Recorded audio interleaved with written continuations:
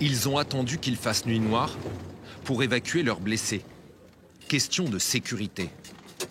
Va à l'arrière. Rentrez tous les quatre dans le véhicule. Mets ta jambe comme ça, ce sera plus confortable. Dans le blindé, 4 blessés doivent s'entasser.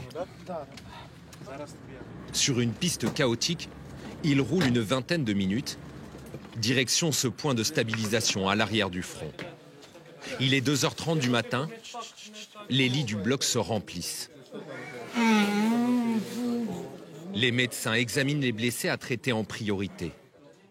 En état de choc, ce soldat, le visage éprouvé, attend son tour.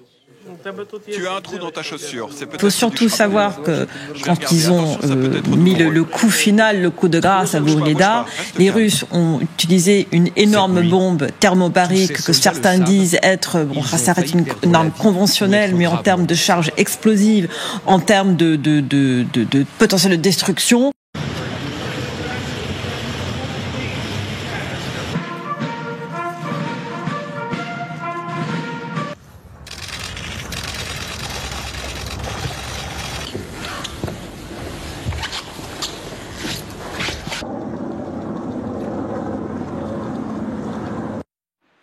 Voilà une tournée européenne, on l'a vu, qui a commencé à Londres, à Paris, où il a été reçu à l'Élysée, puis direction l'Italie, le pape au Vatican, enfin cette dernière étape avec l'Allemagne, le président ukrainien qui a rencontré le chancelier Olaf Scholz, l'Allemagne, parce que c'est là que devait se tenir notamment cette réunion de Ramstein, dans le sud-ouest de l'Allemagne, qui devait rassembler les alliés de l'Ukraine et faire le point sur l'aide sur une possible offensive en 2025. Mais finalement, tout cela a été annulé. Que dire de cette tournée européenne?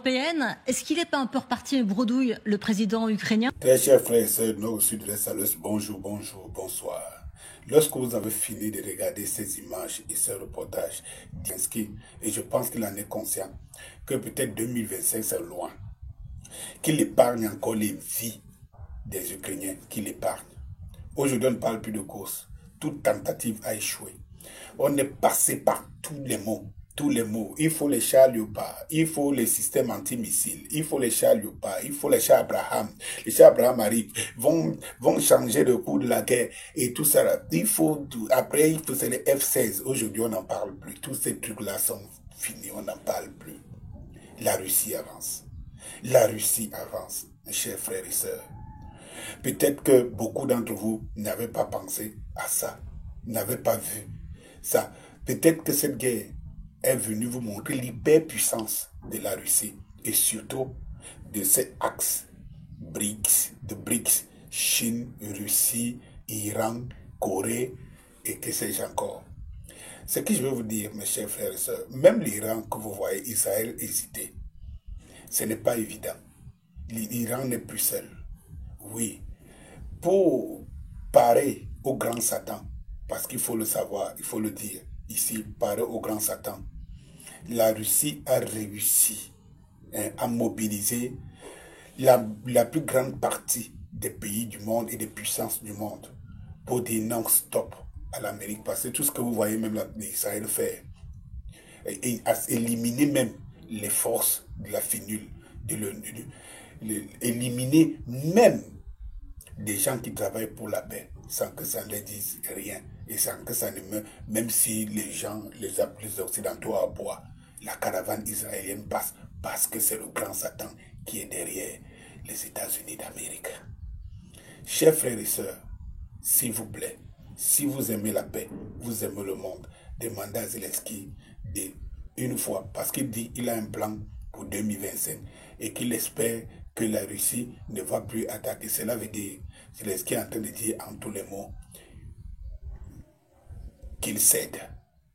Qu'il cède. C'est les mots, c'est des expressions politiques, mais il cède. Il a tout tenté. Les Ukrainiens n'en peuvent plus. Il n'y a même plus d'armée. L'armée est décimée. Même les mercenaires qu'on a recrutés à gauche, à droite, tout ça, ça ne marche pas. Oui, je vous l'avais prédit. Oui, je vous l'avais prédit. Que méfiez-vous de l'hyperpuissance russe. Non, l'os russe, ce n'est pas quelque chose qu'on parle.